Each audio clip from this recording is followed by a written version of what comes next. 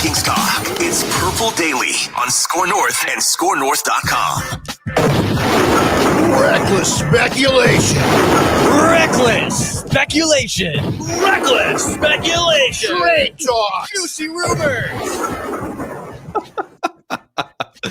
That sounded like the AEW ring. Nah, not quite. At the end of that pay-per-view on Sunday night.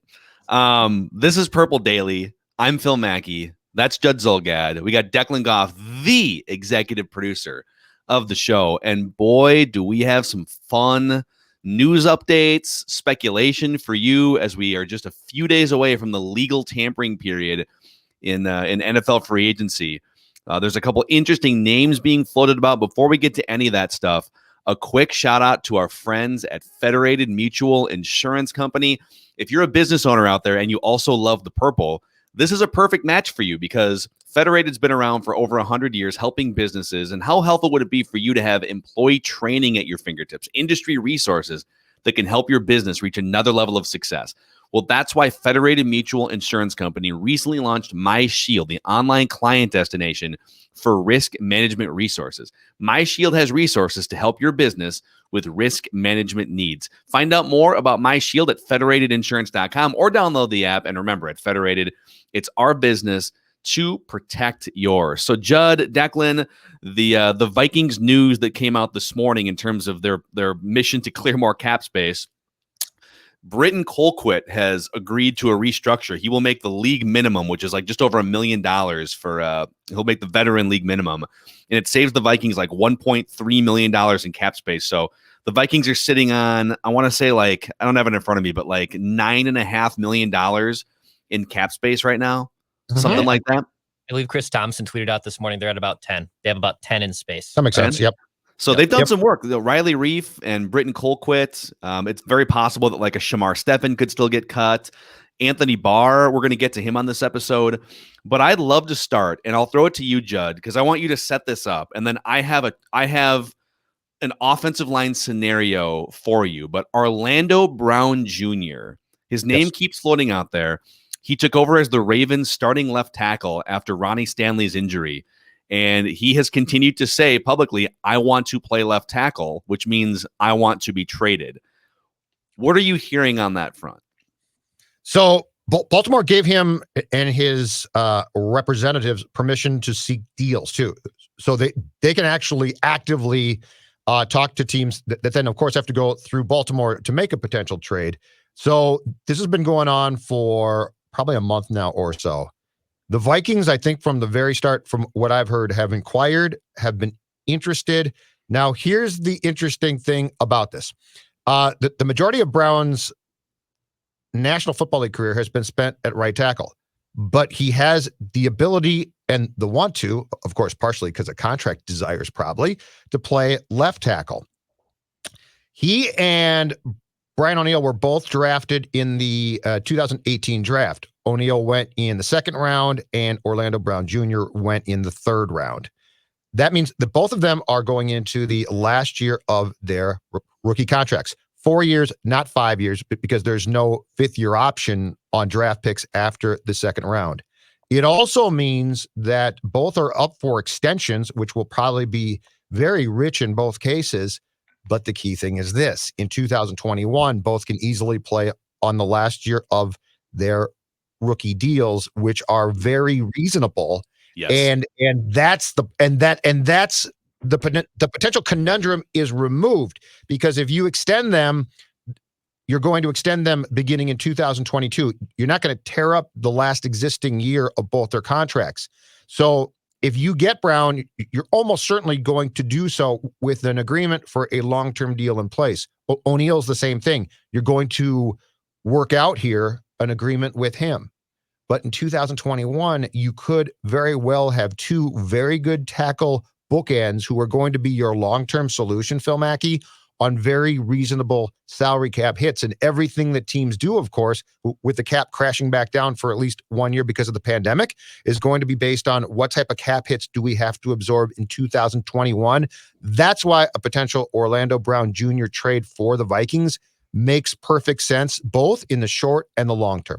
So, I will throw a scenario at you here in just a second because I think I have the plan, the perfect plan to fix the Vikings offensive line for the short and long term. Wow. Just boom, just a magic pill. I'm rubbing my hands together. I've got it. I'm rubbing my hands together. But I also need to get a few more answers out of you in terms of like what this Orlando Brown Jr. thing could take.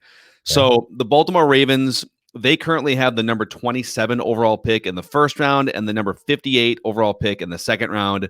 They also have a third, a fourth, a fifth. So they just have one pick in each round. The Vikings don't have a second round pick. They have a million third, fourth, and sixth round picks, etc.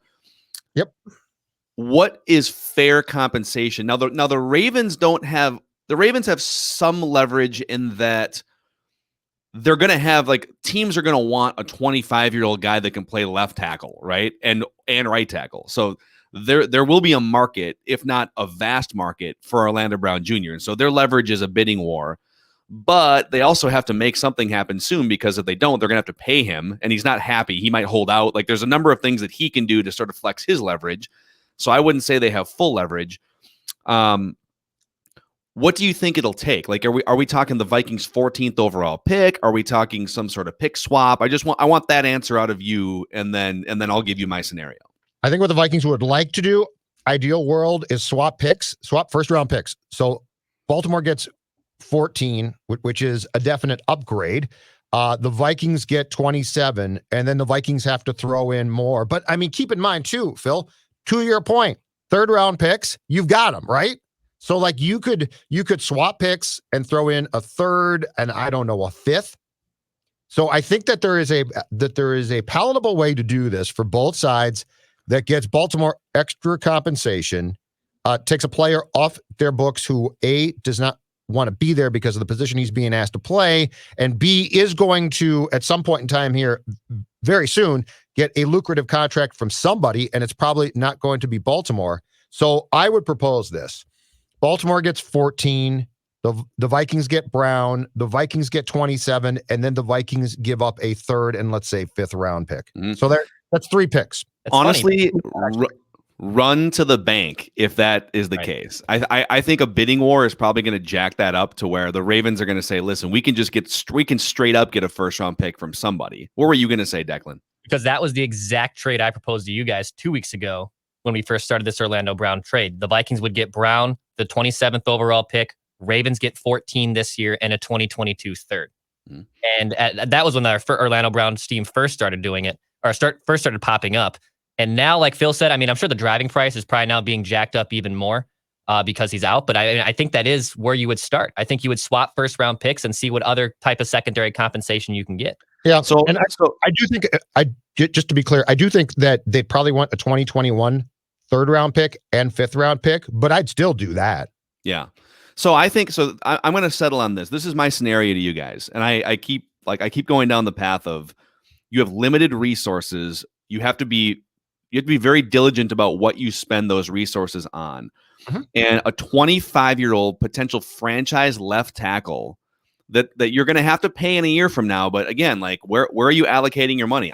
If I'm going to pay top dollar for certain positions, offensive line, pass rusher, I'm going to pay for those positions. In elite cornerback, like I'm going to pay for those positions. My second best linebacker, probably don't need him, Anthony Barr, making $15 million to the cap.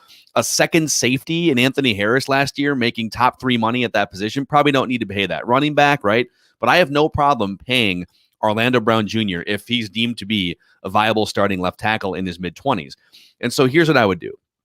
I would call up the Ravens and I would say, all right, we'll give you the 14th overall pick. And we'll give you a third round pick because we've got plenty of the mid round picks. If you want an additional 5th round pick or a 6th round pick, like we'll give you a late round pick too. We'll give you a first, a third, and let's say one of the Vikings, and a 6th. We'll say a 6th, okay.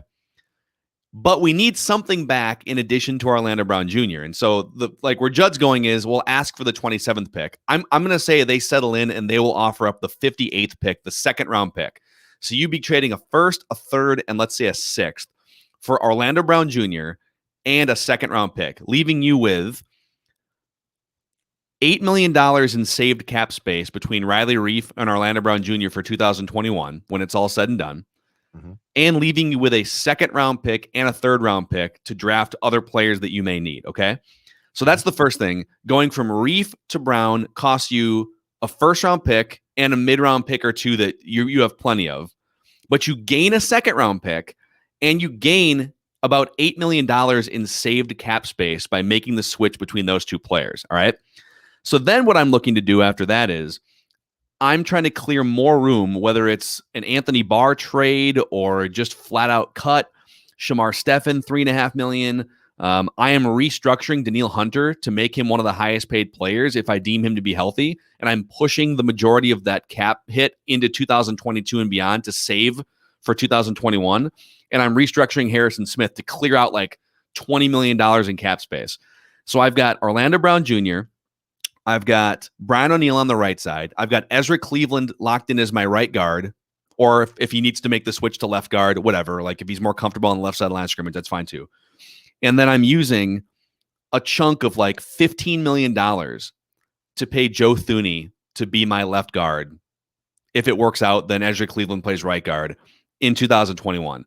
And there was an exercise on ESPN.com today where a bunch of the NFL Nation reporters offered free agent contracts to certain players, and they listed them all out, and they sort of played out free agency through the eyes of these reporters. Both of the offers for Joe Thuney were 4 years and $60 million. So you're looking at $15 million a year for Joe Thuney. Mm-hmm. So I've got Orlando Brown Jr. at left tackle. I've got Joe Thuney at left guard. Garrett Bradbury still at center. Ezra Cleveland at right guard. And Brian O'Neill at right tackle. I think Bradbury gets better by just having a better left guard next to him. And I think Orlando Brown Jr. could even be an upgrade over a 32-year-old Riley Reef, and he makes less money for 2021. Definitely. What do you get? And by the way, if I whiff on Thuney, then I go get like I get like a Zeitler, or I get like a Matt Filer, the guard for an above average guard from the Steelers or from the Giants, and then I have even more money because those guys are going to be cheaper than Joe Thuney. Yep. Your thoughts on how I just fixed the Vikings offensive line? I love the entire thing, except for I don't think I'm as married to the Thuney idea as you are, because if I get a solid left guard, like a good one, I'm not talking about Dakota Dozier, okay? I'm not talking about trying to go on the cheap here. But if Thuney's going to make that much, and let's say a team with a ton of cap room comes along and just competes and outbids me, that's not that bad, because I do think that I can get a Zeitler, I can get a guy like that, but I will definitely be upgrading there. So right there, if you do this in the correct way, you've got bookend tackles potentially for the long haul who you really like. You've got good guards. And the most important thing, in my opinion, now on Bradbury is you can find out. You might have made a massive mistake. Like he might be a first-round bust, which is a big problem. I'm not absolving you of that if you're Rick Spielman. But what I am saying is, Phil, I think that if you surround Bradbury with two really good guards or two good guards, that you will find out if Bradbury, and heck, if you get a quality upper echelon type left guard, he's going to help against the interior rush. Mm-hmm. He's going to help against the nose tackles.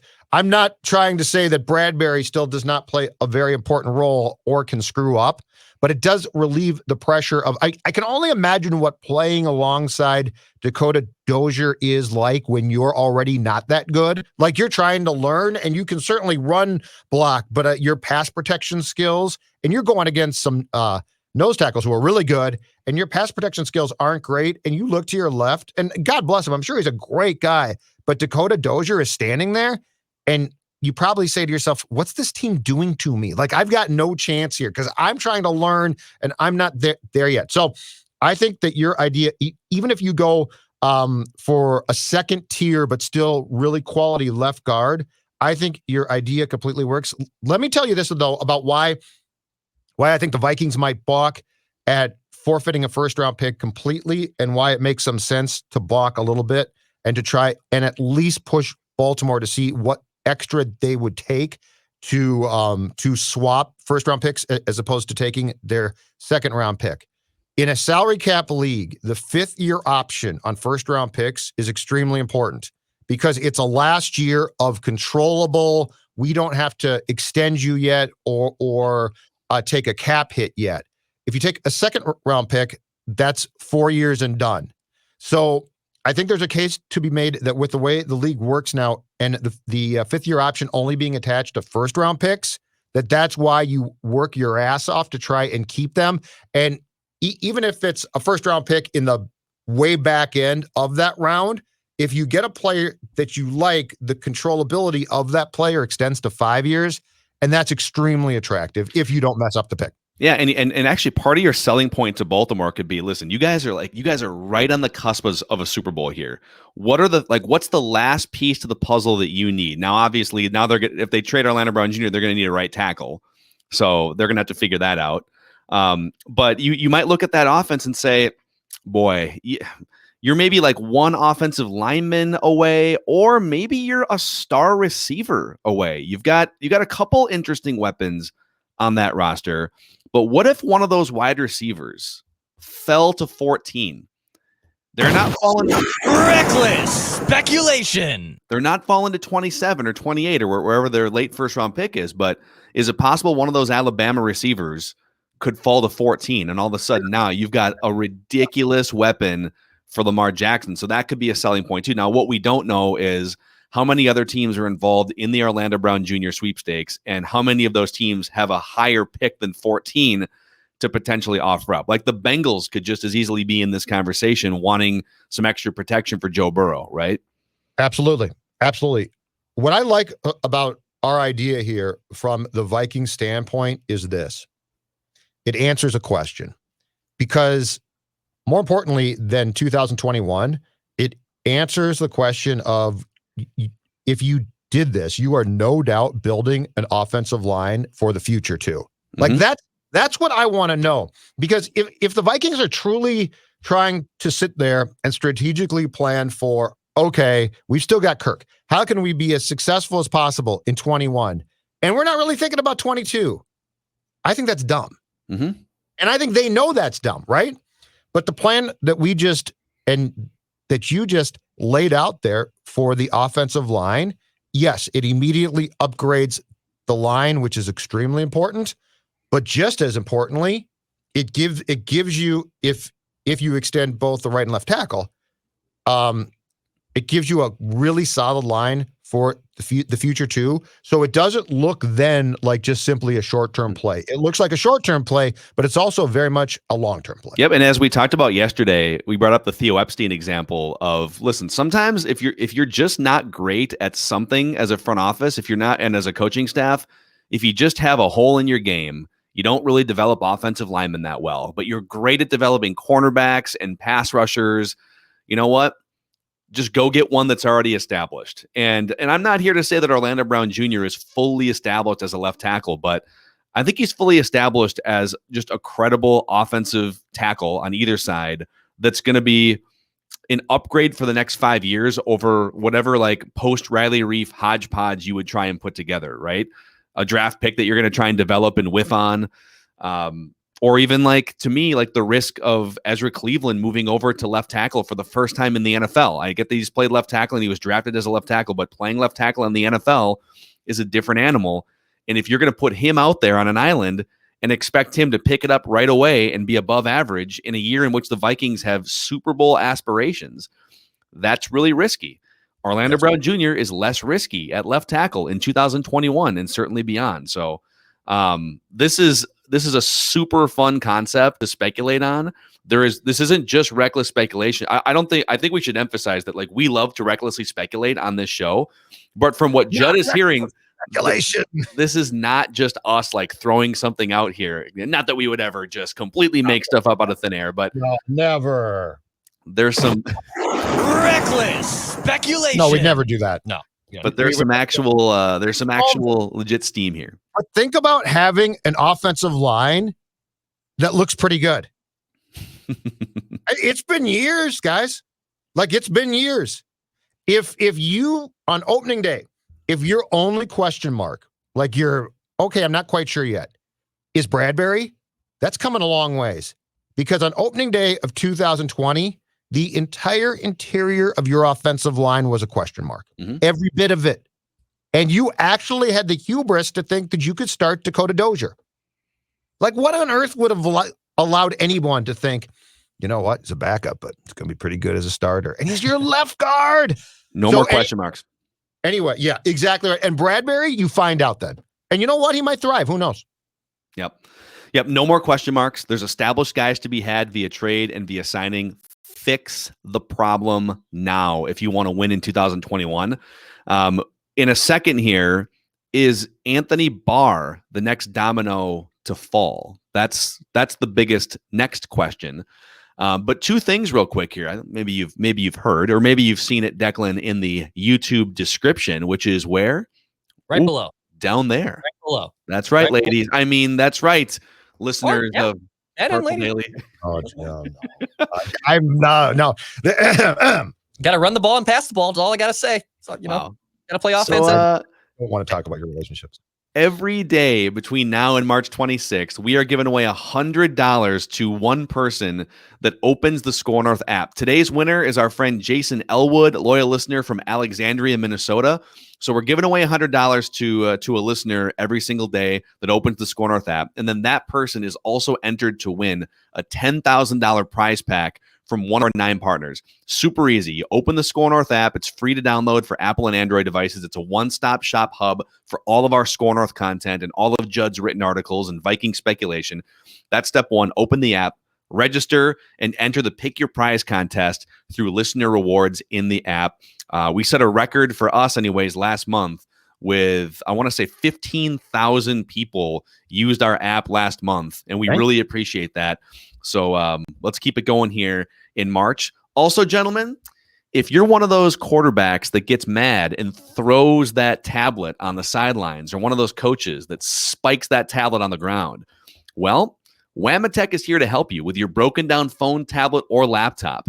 Whamatech is a trusted supplier of pre-owned cell phones, tablets, and laptops and new accessories, and they source pre-owned devices directly to pass the savings on to you. They'll even buy your old device for cash. Buy, sell, trade in, whatever you need. Whamatech is a local Minnesota company that'll take great care of you. Find them online at whamatech.com. That's WAMATEK.com. Anthony Barr. Is he the next domino to fall, Judd Zulgad? Reckless speculation. Yes, possibly. He is the next domino to be addressed. How about that? He's the next domino to be addressed. Do tell. How can I put this? Let's just say this. I get the feeling that Anthony Barr is very much going to be able to decide whether he stays or whether he goes. And it starts with this. He is the next guy, and the Vikings are right on this one, that they want to restructure. I don't know if they would extend him as well or how they would do it. But they would snip. Exactly. But they want to restructure him. We know for a fact in fact, this goes back a couple of weeks, and then we addressed it today again on the scoop on Mackey and Judd with Doogie, that the Anthony Barr camp balked at that. But it's not unusual for them to take a hard stance early in things. The Anthony Barr camp's problem is stick-to-itiveness of when push comes to shove, what's the decision? So the Vikings are very adamant that he is going to restructure and or not be cut, probably, because there are teams interested in him. This includes, it sounds like, the Broncos. Also, I am hearing, and this is a little bit of this, so wait, I'll be fair. Reckless speculation. But it's sort of halfway, so it's not completely reckless. I'm hearing that there is another AFC, or there is an AFC playoff team that might be interested in Barr as well. Anyway, the point is there's a market for him, okay? So the question then becomes, okay, you either take what we're offering you restructure Anthony, and or the Vikings are so far down the path of getting what they want for him that they might tell him, too bad, you're gone. Now, what I have no idea about is what the return would be. It sounds like third round picks have been in play. My guess, and this is a total guess on my part, is that the Vikings, and this might be asking for too much, Phil, that the Vikings have tried to press their luck probably and recoup that second round pick that they traded to Jacksonville, because there's no question in my mind, by the day that the draft arrives, the Vikings are going to have a second round pick. Like, it's going to come, they're going to make some type of deal to get one. They might lose every other pick in the draft, including their first rounder, but they will have a second rounder. You're going to get a second round pick because that Ngakoue trade still reeks. But anyway, so the question is does Barr still have the ability to tell them that he will restructure, or have they gone so far down the path of trading him that we're probably going to find out in the coming days that a deal has been done? So to go back to your first point, Barr is the next domino to either fall or stay, but he for sure is actively being addressed right now. And I don't think that there's a person on the list who's currently on the roster that has jumped him as far as what the Vikings are trying to do. But, and this is good news, the Vikings are clearly, they're not trying to get below the cap. They're trying to get so far below the cap that they can address the offensive line. This is not about, oh yeah, good, Reef's gone, now we're below the cap. No. This is about getting in the upper echelon of we can now make moves, and I really believe that somebody finally has some sanity here, and they said, if we're going to pay Kirk like we pay Kirk, we have to protect him so that we don't say, well, we could really block for Dalvin, but too bad about Kirk. That gets people fired, and it should. So I think that's the dance that's being danced at TCO Performance Center. No, I agree. It methinks the Vikings are on a mad mission right now, not to just, like you said, not to just get under the cap like they did yesterday, but to get under by like $20 or $25 million, so that they can go, whether it's a Carl Lawson or a Joe Thuney, so they can make a splash and sign a couple other guys and have room for a first round pick that also has to fit under the salary cap. Methinks that all this Anthony Barr discussion and the Riley Reef cut also makes it more likely that they hang on to Danielle Hunter and they just give him the big money contract extension that he probably deserves. And I get that he's coming off a neck injury, and that would be a huge red flag. It's not the ideal time to say, all right, we're going to give you a raise, even though you signed a contract that we've all agreed to. Right. But also doing that. So Danielle Hunter, just to get way in the weeds here, Danielle Hunter's cap number for 2021 is $17 million. It's the second highest cap number on the roster next to Kirk Cousins. Well, a restructured deal, I mean, you could go to Danielle Hunter and say, listen, we know that you've been liking some tweets and stuff, and you're kind of raising a stink. And you had the Ian Rappaport report from last October that said that there's a chance you'll never play for the Vikings again. And we get that you guys are floating some stuff out there. We love you. We will play ball. We want you to be in the Vikings Ring of Honor someday. We want you to finish out your career, or at least the prime part of your career, in a purple uniform. And we believe that you're going to come back healthy from that injury. So we're going to pay you. But you got to work with us too. We got to find a way to lower your cap number for 2021 so that we can make as much of an all-in push as possible. So there's going to have to be maybe a little give and take here. You might have to be the third highest paid defensive end instead of the first, so that we can take a little less money and smooth it out over here. I think all of these things make it more likely that Danielle Hunter stays around. And I mean, from everything you're saying here, it sounds like they want to resolve the Barr situation as soon as possible, so that they know once they can actually get on the phone with some of these free agents, or I don't know if they get on the phone or if they just text, or if they do like DMs on Instagram, you up, Joe Thuney. But I would think that they're trying to get this thing resolved in the next 48 to 72 hours, so that they know what they're doing going into next week cap wise, right? Absolutely. And so here's with the team, how I think it plays out now. So Zimmer likes Barr, right? I don't know, he loves him, but he still likes him. It's his first draft pick. But if you're Rick, you can go to Mike and say, okay, you love Barr, and I get that. And we definitely probably as a defense suffered without him. But that being said, we have to improve the offensive line, and we all want Hunter back.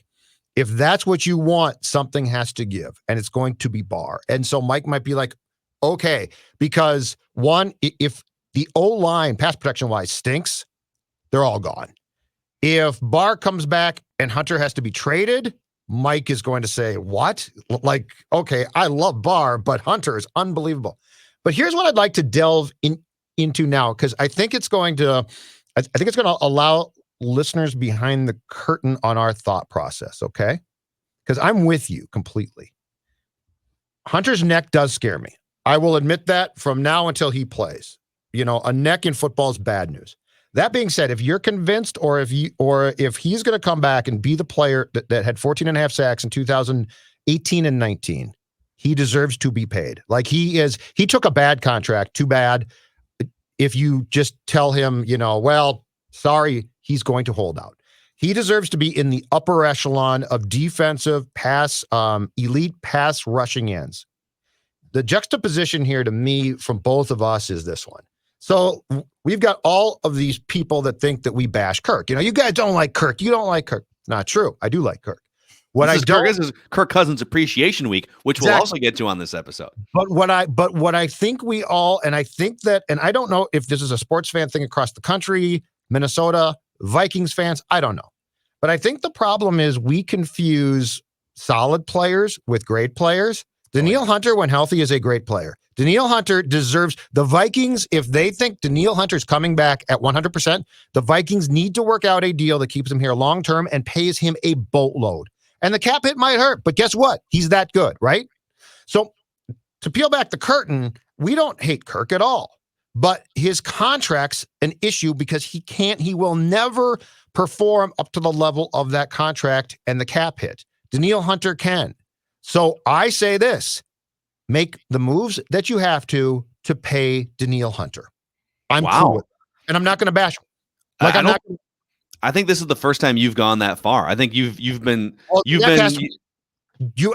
lukewarm because of the neck, but if I remove that, he is the perfect example of a guy that you do need to pay. Mm-hmm. I'm still scared about the neck. Yep, he is bona fide, like one of the 3 or 4 most disruptive defensive pass rushers in the NFL, right? Yep.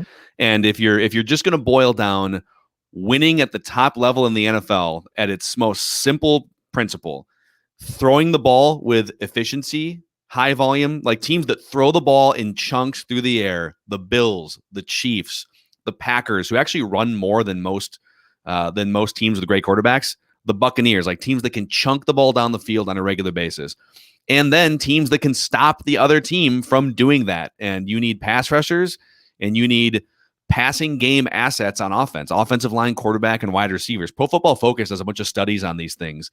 So that's where I'm at. Like, sounds like you and I are in agreement on that front.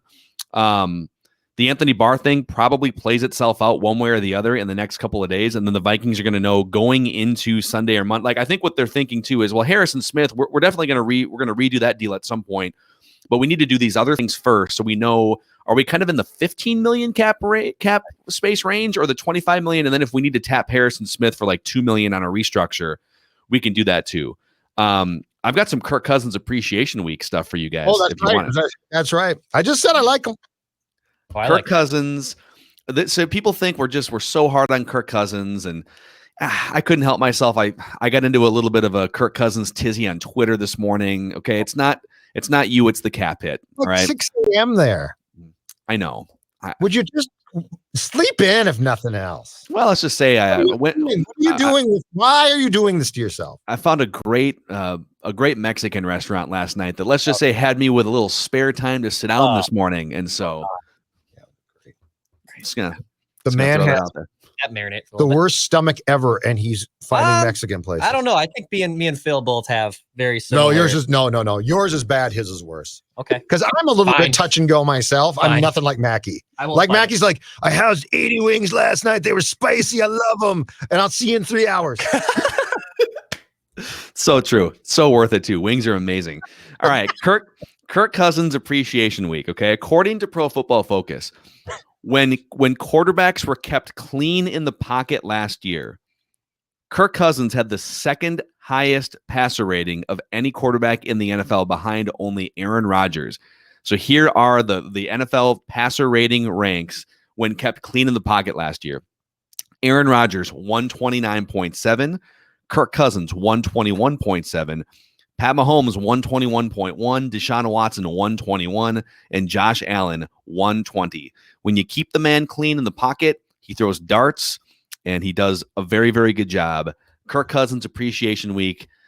just so you know, we don't just sit around hating Kirk Cousins all the time. We just want the Vikings to win a Super Bowl. And sometimes it's hard to keep him clean all the time when he makes so much money because he takes up so much of the cap. Yeah, but you just found the very stat of why the Vikings are trying to clear room to protect him. Mhm. Like they finally, it's taken 4 years. Somebody in Egan finally sat down and said, if we don't protect him, we're going to get fired. Yeah. Oh, really? Yeah, Rick, we're all going to be fired if we don't protect him. So, why did this take 4 years? Mhm. And I'll add one more to that. He's number one, clean pocket, number one in the NFL in yards per attempt last season, 9.1. But he is an effective quarterback when kept clean. And it's like the Vikings were like, yeah, but Dakota Dozier's starting. Like, think about what we're talking about here. Yep. Now, I will add to this, okay, just to pump the brakes a little bit, okay? You don't win Super Bowls with a perfect clean pocket all season, okay? And so things are going to get messy. Yes. You're going to have to overcome some things. You're going to lose offensive linemen to injuries, and those things happen throughout the course of a season and a career. And the knock on Kirk is when things aren't perfect for him, he doesn't perform well enough. He doesn't elevate enough, and he doesn't make guys around him better enough when things aren't perfect to warrant that contract. But when things are clean for him, obviously last year, he was pretty incredible. So yeah.